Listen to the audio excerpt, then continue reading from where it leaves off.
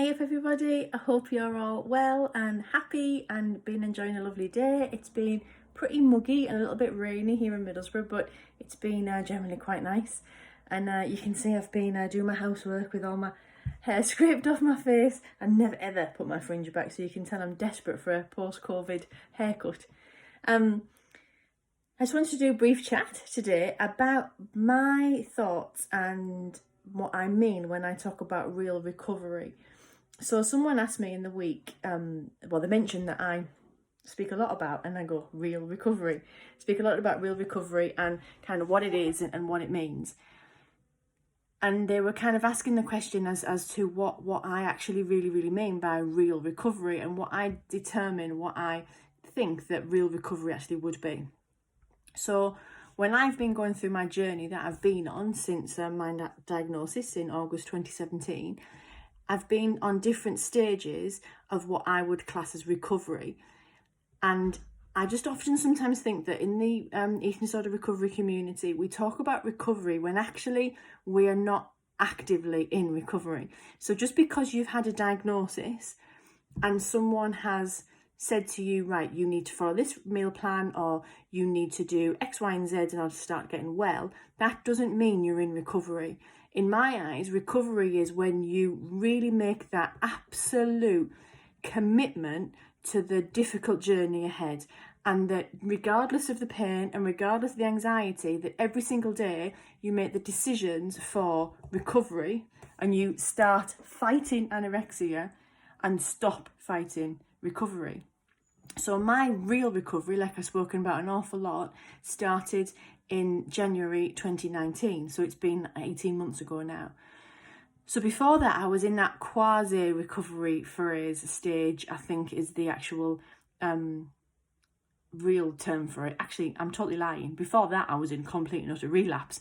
But prior to that relapse, I was in that really tricky quasi recovery stage. Now, myself and Debbie from Wednesday Child, we actually talk about this in our most recent podcast, where we both actually speak of how tricky and how absolutely kind of soul destroying that quasi recovery can be, because everything in your maybe your external behaviors, lots of your external behaviors have maybe lessened, and you might be starting to look like you're a little bit more recovered because you're not emaciated and you're not close to death anymore.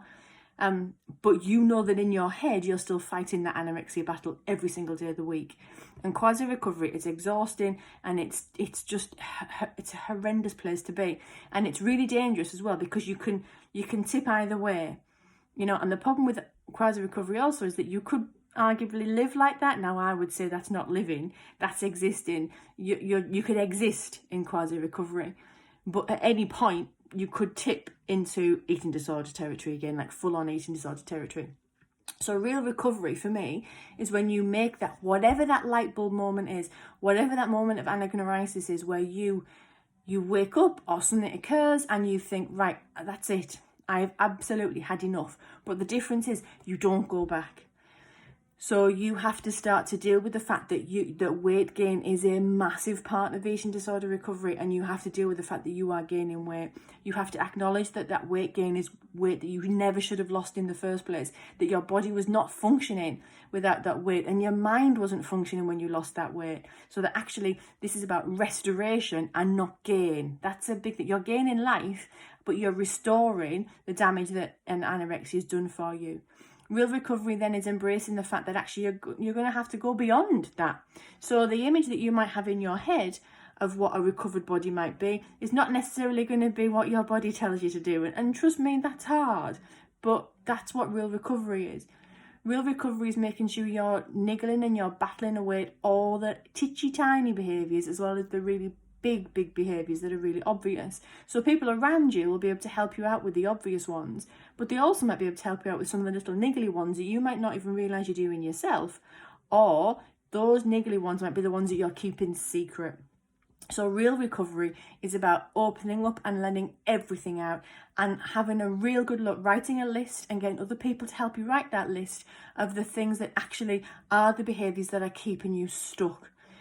Real recovery is then starting to adapt and alter and change your behaviours But like Quasi Recovery always says, once it's in, it's in. So once you start breaking those behaviours, real recovery is about continue to keep breaking them until, like I've just done today, you can go on a picnic with your mum and dad, a socially distanced picnic, and you can have ham and cheese sandwiches, pork and barbecue sandwiches, 2 sausage rolls, bag of crisps, blah, blah, blah, blah.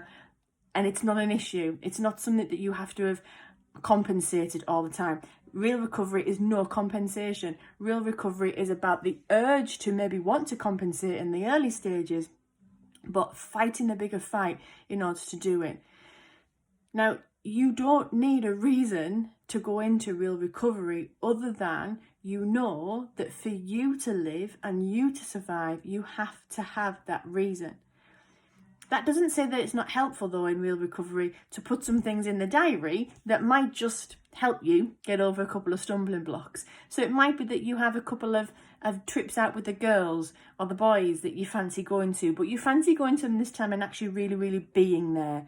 So it's August now. If you're starting real recovery tomorrow or right this minute, you might think, right, at the end of September, I want to go to York for the day with my girlfriends, but this time I am actually going to join in. I'm going to be there and I'm going to try my hardest to have practiced social eating between now and then, so that I can show and to myself that I'm on this road to recovery.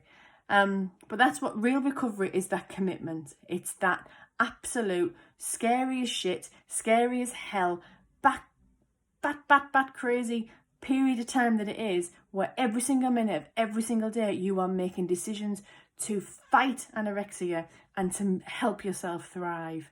I might blog about that. I'm going to start my blogs again soon. I've not written for a while. I've been a bit lazy. I'm sorry. I've got a couple of blogs I've got to catch up on that I've been promising people I'll write about my journey. But I think the idea of real recovery is a really important one. So commit, stick to it. Don't settle for quasi recovery. That could last you a lifetime, and that's not a life. That's just survival. Anyway, I'm going to take me and my big no fringed forehead away and finish off sorting out some more clothes for the charity shop. That's what I've been doing. Yet more round of clothes. This must be the 5th or 6th time after I remember putting on Instagram months ago about the first time I did it. They were my titchy tiny clothes. I'm now still doing it, and they're not titchy tiny anymore. They're just clothes that aren't functioning for me anymore. They're not making me comfortable. They're making me feel bad in my own skin. So they go and they get replaced by ones that are comfortable and I feel great in. I bought some awesome spotty trousers yesterday. I'll show you them at some point. Anyway, see you soon. Bye. Take care.